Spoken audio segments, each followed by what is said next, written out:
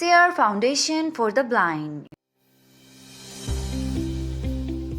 Welcome to the Special Education Preparatory Class Series, brought to you by SEER Foundation for the Blind. Our passion, special education. बिस्मिल्लाहिर्रहमानिर्रहीम। रब्बी इश्रह ली सदरी व यस्सिर ली अमरी वहलुल उक़दतम मिन लिसानी यफ़क़हू क़ौली। अस्सलाम वालेकुम अजीज तलबा व तालिबात, उम्मीद रखता हूँ आप सब बिल्कुल बखैर आफियत होंगे। हम आज की क्लास में आपको खुश आमदीद कहते हैं। आइए आज की क्लास का आगाज करते हैं। Over to miss Rabia ji. Remaining diagnosis of visual impairment start करते हैं। हमारे पास है डायलेटेड आई एग्जाम। ठीक है, ये आई केयर प्रोफेशनल्स होते हैं, आई केयर प्रोफेशनल्स, वो इसको स्टार्ट करते हैं। ठीक है, eye care professionals places drops in eyes to whiten और डायलेट, वाइडन और डायलेट, मतलब आई केयर जो हैं प्रोफेशनल्स होते हैं वो एक ख़ास प्लेसेस का मतलब यहाँ पर है कि जैसे किसी ख़ास क्लिनिक, हॉस्पिटल, वहाँ पे आई केयर प्रोफेशनल्स होते हैं। ठीक है, वो हमारी आइज़ में ड्रॉप्स डालते हैं। वो ड्रॉप्स फिर हमारी आइज़ को फैला देते हैं प्यूपल को, जिससे आई का स्ट्रक्चर, बैक साइड से आई का स्ट्रक्चर ईजीली सीन करने में आसानी हो, ताकि आँख का मुआयना अच्छे से किया जा सके। नेक्स्ट है, it provides a better view, ताकि बेहतर तरीके से आँख को देखा जा सके। बैक ऑफ द ह्यूमन आई, इसमें जब आँख के अंदर ड्रॉप्स डाल दिए जाते हैं, इसमें फिर एक ख़ास किस्म का लेंस यूज़ होता है। जैसे हम टोनोमीटर में अगर आँख को चेक करते हैं या किसी भी और इंस्ट्रूमेंट में आँख को चेक करते हैं, तो उससे पहले आई ड्रॉप्स डाले जाते हैं। ठीक है, और इन इंस्ट्रूमेंट के अंदर एक ख़ास किस्म का लेंस यूज़ होता है जो बैक ऑफ द आई को देखने में हेल्प करता है। ही और शी, ठीक है, मतलब कि इंडिविजुअल जो भी है, ही है या शी है, जो भी है। नेक्स्ट हमारे पास है, तो इसमें फिर AMD, age related macular degeneration, इसका भी अंदाज़ा किया जा सकता है कि मे बी जो इंडिविजुअल है ही और शी, वो मैक्यूलर डिजनरेशन के साथ तो नहीं है। तो इसमें रेटिना, ऑप्टिक नर्व और मैक्यूला वगैरह को देखा जाता है। 16 पे है हमारे पास एंजियोग्राफी। एंजियोग्राफी क्या होता है? And angiography is a dye is injected into a vein. ठीक है, इन आर्म, हमारे आर्म की जो वेन होती है उसमें एक डाई इंजेक्ट किया जाता है। वो डाई जैसे जैसे ब्लड सर्कुलेट करता है, ब्लड की सर्कुलेशन के साथ वो जो डाई होता है वो भी हमारी उस लोकेशन में चला जाता है जहाँ से हमने जिस पार्ट ऑफ द बॉडी है उसका, जिसका हमने टेस्ट करना है। ठीक है, जैसे हमने रेटिना से हमने पिक्चर्स लेनी है कि वहाँ पे कुछ ब्लड वेसल्स तो नहीं ग्रो कर गई हैं, तो हम आर्म में इंजेक्ट करेंगे। ठीक है, वो खून के बहाव के साथ रेटिना में चली जाएगी वो डाई। ठीक है, उसके बाद एक कैमरा आता है फ्लोरोसेंट। वो फ्लोरोसेंट जो कैमरा होता है वो आँख के साथ लगा के, और डॉक्टर फिर इस चीज़ को चेक करते हैं। जो डाई इंजेक्ट किया जाता है हमारी आई में, वो वहाँ पे उसकी रोशनी को फोकस करता है। वो कैमरा फ्लोरोसेंट जो होता है वो उस रोशनी को फोकस करता है। वहाँ से फिर जब वो डाई, उस डाई की रोशनी को जब वो फोकस करता है, फोकस करने के बाद वो उस चीज़, उस जगह की, उस लोकेशन की पिक्चर्स लेता है।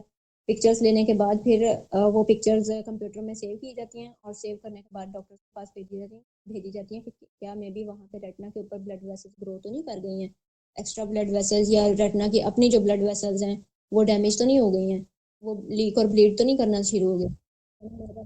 Photograph pictures are taken as the dye reaches the eye. ठीक है, ये ऑलरेडी आपको समझा चुकी हूँ कि फोटोग्राफ्स लेती है फ्लोरोसेंट के ज़रिए। ठीक है, उसके बाद वो पिक्चर्स जो हैं वो डॉक्टर को चेक कराई जाती हैं। तो ये किसको डायग्नोज करने के लिए यूज़ किया जाता है? डायबिटिक रेटिनोपैथी एंड ROP के लिए। देन हमारे पास है eye movement recordings. Eye movement recordings को चेक किया जाता है कि मे बी पेशेंट को नेस्टेगमस तो नहीं है। नेस्टेगमस को डायग्नोज करने के लिए आई मूवमेंट रिकॉर्डिंग्स की जाती हैं। ठीक है, पेशेंट की आइज़ को लेफ्ट राइट मूव करवाया जाता है, अप डाउन। ठीक है, अगर जो है वो आई मूवमेंट इनवॉलंटियर है तो क्या है कि पेशेंट नेस्टेगमस के साथ है। It is done to diagnose nystagmus. ये नेस्टेगमस के लिए यूज़ किया जाता है। Optokinetic nystagmus, optokinetic nystagmus, OKN। OKN stand for optokinetic nystagmus. इसमें ना एक ड्रम, एक जो इंस्ट्रूमेंट है वो ड्रम की शेप में होता है। उसके ऊपर डिफरेंट कलर्स में पट्टियाँ होती हैं, मीन्स के वो धारें होती हैं, ठीक है, लगी हुई। वो रोटेट करती रहती हैं और पेशेंट को कहा जाता है कि इसकी रोटेशन के ऊपर फोकस करें। अगर पेशेंट रोटेशन के ऊपर इजीली फोकस नहीं कर पा रहा, मीन्स के उसकी आई की जो मूवमेंट है वो फोकसिंग ठीक नहीं है, ठीक है, मूव कर रही हैं, इनवॉलंटियर मूव कर रही हैं, तो इट्स मीन पेशेंट क्या है, नेस्टैग्मस के साथ है। देन हमारे पास है न्यूरोलॉजिकल एग्जाम। न्यूरोलॉजिकल एग्जाम्स क्या होते हैं, जो हमारे माइंड से रिलेट करते हैं, ठीक है। तो इसमें सच कोई डिटेल में जाने की ज़रूरत नहीं है, बस ये भी विजुअल कॉर्टेक्स को चेक करने के लिए किया जाता है, न्यूरोलॉजिकल एग्जाम किया जाता है, ठीक है। मतलब कि हमारे विजुअल कॉर्टेक्स में कोई प्रॉब्लम तो नहीं है, वहाँ पे विजन का जो विजन हमारी वहाँ पे जाके जो प्रोसेस होता है विजन का, जो इंटरप्रेट होती है, वो ठीक से हो रही है या नहीं हो रही है। तो आज के ये कुछ रिमेनिंग थे। इसके अलावा बहुत इशारा टेस्ट है, वो हम इंशाल्लाह कल वाले लेक्चर में डिस्कस करेंगे, क्योंकि वो बहुत ज़्यादा डिटेल में है। तो अगर आज उसको डिस्कस करते तो यहाँ पे घंटा लग जाए। तो इसलिए जी ओवर टू मिस तैयबा। बिस्मिल्लाहिर्रहमानिर्रहीम। टीचिंग मेथड्स एंड स्ट्रेटजीज में हमने लास्ट टाइम डिस्कस किया था एक्सपीरियंशियल लर्निंग के बारे में। एक्सपीरियंशियल लर्निंग का फोकस थ्योरी से ज़्यादा प्रैक्टिकल लर्निंग पे होता है, यानी इसमें बच्चों ने जो कुछ अपनी डिग्री प्रोग्राम्स के अंदर पढ़ा, स्पेशल एजुकेशन के बारे में, स्पेशल एजुकेशन क्या होती है, उसके की कॉन्सेप्ट्स क्या हैं, बच्चों के लिए आईपी डेवलप कैसे करना है, लेसन प्लानिंग कैसे करते हैं और उन इंस्ट्रक्शंस को किस तरह से मैनेज किया जाता है, बच्चों के लिए कौन कौन से इंस्ट्रक्शनल मटेरियल्स को या मेथड्स को अडॉप्ट किया जाता है और उनके लिए जो इंस्ट्रक्शनल मटेरियल है उसको किस तरह से कस्टमाइज करना है एक्सेसिबल फॉर्मेट में उनकी नीड्स के मुताबिक, और बच्चों के लर्निंग प्रेफरेंसेस को, लर्निंग स्टाइल्स को, उनकी नीड्स को एड्रेस कैसे करना है। ये तमाम चीज़ें वो अपनी प्रैक्टिकल लर्निंग के अंदर इम्प्लीमेंट करने की कोशिश करते हैं, अप्लाई करने की कोशिश करते हैं। यानी मिसाल के तौर पे जो हमारे डिग्री प्रोग्राम्स हैं, BEd honours, MEd, MPhil, PhD, ये तमाम ऐसे प्रोग्राम्स हैं और इस जैसे और दीगर प्रोग्राम्स के अंदर टीचर्स की ट्रेनिंग के लिए एक सेगमेंट रखा जाता है टीचिंग प्रैक्टिस की फॉर्म में। तो टीचिंग प्रैक्टिस के अंदर बच्चों को डायरेक्ट एक्सपीरियंसेस के थ्रू वो लर्न करते हैं और वो ऑब्जर्व करते हैं, टीचर्स उनको गाइड करते हैं, सुपरवाइज करते हैं, फैसिलिटेट करते हैं लर्निंग में, और जो उन्होंने लर्न किया यानी अपनी फील्ड ऑफ नॉलेज को वो प्रैक्टिकली अप्लाई करने की कोशिश करते हैं और बच्चों के नीड्स को एड्रेस करने की कोशिश करते हैं। नेक्स्ट हम बात करते हैं ग्रामर ट्रांसलेशन मेथड के बारे में। ग्रामर ट्रांसलेशन जो ग्रामर ट्रांसलेशन मेथड है ये छोटे बच्चों के लिए ज़्यादा अप्रोप्रिएट है। इसमें बच्चों को ग्रामर टीच करने के लिए, ग्रामर के रूल्स सिखाने के लिए, वोकेबलरी वर्ड सिखाने के लिए इस मेथड को यूज़ किया जाता है। और इसमें हम बच्चों को क्या करते हैं कि जो टारगेटेड लैंग्वेज है उसको नेटिव लैंग्वेज में ट्रांसलेट करके बच्चों को इंस्ट्रक्शंस दी जाती हैं। यानी अगर वोकेबलरी वर्ड्स पढ़ा रहे हैं तो उसको साथ ही साथ उसका उर्दू में मीनिंग बताएंगे। टारगेटेड लैंग्वेज क्या है? इंग्लिश लैंग्वेज, क्योंकि बच्चे इंग्लिश ग्रामर लर्न कर रहे हैं तो उर्दू में उसके हम मीनिंग बताएंगे ताकि उनको मेमोराइज करने में आसानी हो, वो उस वर्ड के कॉन्टेक्स्ट को समझें और उसको प्रॉपर यूज़ करना सीख लें और इजीली मेमोराइज कर लें। तो ये क्या है? ग्रामर ट्रांसलेशन मेथड, जिसमें टारगेटेड लैंग्वेज को नेटिव लैंग्वेज में ट्रांसलेट करके बच्चों को इंस्ट्रक्शंस दी जाती हैं। नेक्स्ट हमारे पास आ जाती हैं टेक्निक्स। टेक्निक क्या है? कंपैरेटिवली स्मॉलर टर्म है जिसमें हम किसी स्पेसिफिक ऑब्जेक्टिव को मीट करने के लिए डिफरेंट टेक्निक्स को यूज़ करते हैं। Number 1, micro teaching technique. Micro teaching technique एक ऐसी टेक्निक है जिसमें बच्चों को माइक्रो इंस्ट्रक्शंस दी जाती हैं, जिसमें 5 to 10 स्टूडेंट्स पे मुश्तमिल एक ग्रुप होता है और उनको शॉर्ट ड्यूरेशन ऑफ टाइम के अंदर यानी 5 to 10 मिनट्स के अंदर उनको इंस्ट्रक्शंस दी जाती हैं और फिर उनका रिव्यू किया जाता है। देन उनके लिए इंस्ट्रक्शंस को रीप्लान करके डिलीवर करते हैं और फिर उनको किसी ना किसी एक्टिविटी में इन्वॉल्व करते हैं। यानी 5-5 मिनट्स के इंटरवल्स में बच्चों के लिए लेसन की डिवीजन कर ली जाती है और ये ऐसे बच्चों को इंस्ट्रक्शंस दी जाती हैं जिनकी लर्निंग पेस कम होती है या जिनका अटेंशन स्पैम कम होता है, जो ज़्यादा देर किसी एक चीज़ पे फोकस नहीं कर पाते। उन बच्चों के लिए माइक्रो टीचिंग टेक्निक यूज़ की जाती है किसी भी सिंगल कॉन्सेप्ट को टीच करने के लिए। मिसाल के तौर पे हम कह सकते हैं कि जो हमारी स्पेसिफिक लर्निंग डिसेबिलिटीज़ के साथ है लर्नर्स, उनके लिए ये मेथड ज़्यादा इफेक्टिव है, अप्रोप्रिएट है, बेस्ट सूटेड है। नेक्स्ट हम बात करते हैं पीयर ट्यूटरिंग की।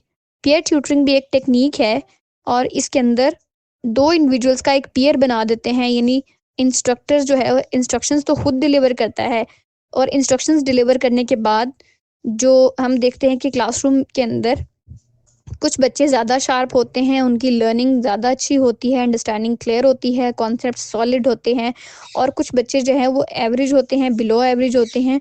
उन बच्चों को हम किसी शार्प लर्नर्स के साथ ऐड कर देते हैं ताकि उनकी लर्निंग भी होती रहे।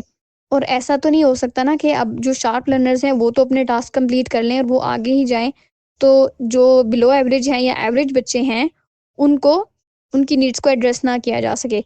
तो फिर क्या होता है कि बच्चों को इक्वली पार्टिसिपेट करने के लिए, बच्चों के लिए इक्वली अपॉर्चुनिटीज़ प्रोवाइड करने के लिए टीचर्स उनको 2-2 के पेयर्स बना के उनको एक-दूसरे के साथ एंगेज कर देते हैं, ताकि वो अपनी रेगुलर स्टडीज़ के अंदर भी एक-दूसरे को असिस्ट करें, उनके कॉन्सेप्ट्स क्लियर करें, उनकी अंडरस्टैंडिंग डेवलप करें।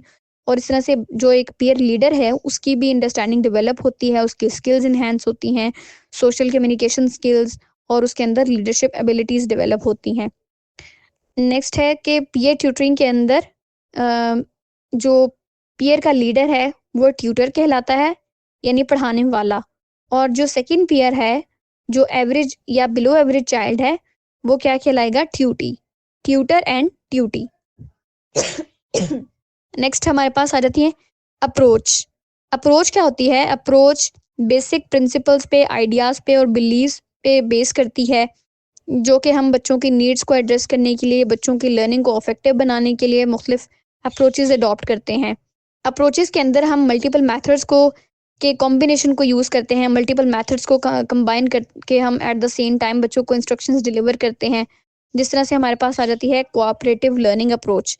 कोऑपरेटिव लर्निंग अप्रोच के अंदर इंस्ट्रक्शंस डिलीवर करने के बाद कोई भी डिफरेंट टास्क या फिर कोई डिफ़िकल्ट असाइनमेंट है, कोई प्रोजेक्ट टीचर्स बच्चों को देते हैं, तो बच्चों की ग्रुपिंग कर दी जाती है। 4-4, 5-5 स्टूडेंट्स को एक ग्रुप में ऐड कर दिया जाता है, ताकि वो यानी अपनी कोऑपरेट करके एक दूसरे के साथ कोऑर्डिनेट करके जॉइंटली अपने टास्क को कंप्लीट करें।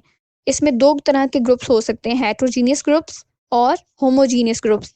हेटेरोजीनियस का मतलब है मिक्स्ड एबिलिटीज़ के स्टूडेंट्स, यानी वो स्टूडेंट्स जो डिफरेंट एबिलिटीज़ रखते हैं, उनको अगर एक ही ग्रुप में ऐड कर दिया जाए तो ये क्या कहलाएगा? Heterogeneous group. होमोजीनियस ग्रुप ऐसा ग्रुप होता है जिसमें सेम एबिलिटीज़, सेम कैरेक्टरिस्टिक्स के स्टूडेंट्स होते हैं। तो ये जो दोनों ग्रुप्स हैं, इनके बारे में भी अक्सर क्वेश्चन आ जाता है। तो बच्चे कोऑपरेटिव लर्निंग की फॉर्म के अंदर एक दूसरे से लर्न करते हैं, कोऑर्डिनेट करते हैं और वो एक साथ काम करते हैं। इस तरह से इनके अंदर एक सोशल इंटरेक्शन डेवलप होता है, कम्युनिकेशन स्किल्स एनहांस होती हैं, लीडरशिप स्किल्स बढ़ती हैं, बच्चों के अंदर एक कॉन्फिडेंस उनका बूस्ट अप होता है और वो लर्निंग के अंदर ज़्यादा से ज़्यादा इन्वॉल्व होते हैं, एंगेज्ड होते हैं। नेक्स्ट हम बात करते हैं टीम टीचिंग अप्रोच की। टीम टीचिंग भी एक अप्रोच है जिसमें टीम ऑफ टीचर्स या ग्रुप ऑफ टीचर्स किसी भी सिंगल ग्रुप ऑफ स्टूडेंट्स को डील करने के लिए, उनको टीच करने के लिए अकॉर्डिंग टू देयर एक्सपर्टीज़ मुख्तलिफ टीचर्स जो हैं वो एट अ टाइम बच्चों को टीच करते हैं। मिसाल के तौर पे एक इंक्लूसिव क्लासरूम है और उसमें एक सब्जेक्ट स्पेशलिस्ट होगा, यानी जो अपने सब्जेक्ट के रिगार्डिंग, अपने कंटेंट के रिगार्डिंग इंफॉर्मेशन प्रेजेंट करेगा। और जो स्पेशल एजुकेशन टीचर है वो क्या करेगा कि स्पेशल बच्चों को उनकी नीड्स के अकॉर्डिंग इंस्ट्रक्शनल मटेरियल डेमोंस्ट्रेट करेगा और उनकी नीड्स को एड्रेस करने की कोशिश करेगा, ताकि क्लासरूम मैनेजमेंट हो सके और बच्चों की लर्निंग को इफेक्टिव बनाया जा सके, उनकी अंडरस्टैंडिंग को डेवलप किया जा सके और बच्चों की लर्निंग को बूस्ट किया जा सके। तो इस तरह से जो मल्टीपल टीचर्स हैं वो at a time instructions deliver करते हैं। नेक्स्ट हम बात करते हैं एक्लेक्टिक अप्रोच। एक्लेक्टिक अप्रोच में मल्टीपल मेथड्स को यूज़ किया जाता है बच्चों को इंस्ट्रक्शंस डिलीवर करने के लिए। मिसाल के तौर पे एक इंस्ट्रक्टर ने लेक्चर मेथड या डायरेक्ट इंस्ट्रक्शंस के थ्रू कोई लेक्चर प्रेजेंट कर दिया, कोई इन्फॉर्मेशन प्रेजेंट की, तो जो डेमोंस्ट्रेशन मेथड है उसको यूज़ करते हुए वो डिफरेंट एविएट्स को प्रेजेंट करेगा, इंस्ट्रक्शनल मटेरियल को प्रेजेंट करेगा। और अगर स्पेशल नीड्स के साथ हैं लर्नर्स तो उनके अकॉर्डिंग वो उस मटेरियल को मॉडिफाई करेगा, जैसे वर्किंग या नॉन वर्किंग मॉडल्स हैं, कोई फ्लैश कार्ड्स हैं, कोई इस तरह से जो भी मटेरियल है वो बच्चों को डेमोंस्ट्रेट किया जाएगा, ताकि वो अपनी हैप्टिक सेंस को यूज़ करते हुए, अपनी टेक्टाइल अप्रोच को यूज़ करते हुए उनको रिकग्नाइज कर सकें। तो ये थे कुछ कॉमन और मोस्ट इम्पॉर्टेंट मेथड्स जो लर्नर्स विद डिसेबिलिटीज़ और लर्नर विदाउट डिसेबिलिटीज़ के लिए इक्वली यूज़ होते हैं। लेकिन हमने बात की कि जो कॉन्टेक्स्ट है स्पेशल एजुकेशन का या जो डिफरेंट लर्नर्स हैं उनकी लर्निंग प्रेफरेंसेस को मीट करने के लिए हम डिफरेंट मेथड्स अडॉप्ट करते हैं। तो ये थे methods and strategies. Okay, thank you so much. अल्लाह निगहबान। Thanks for watching. Sierra Foundation is committed to find employment and entrepreneurship opportunities through research and skill development for the people with blindness. For more details, visit our website blindseer.org. blindseer.org. Email us at contact@blindseer.org. WhatsApp us at 037053078085.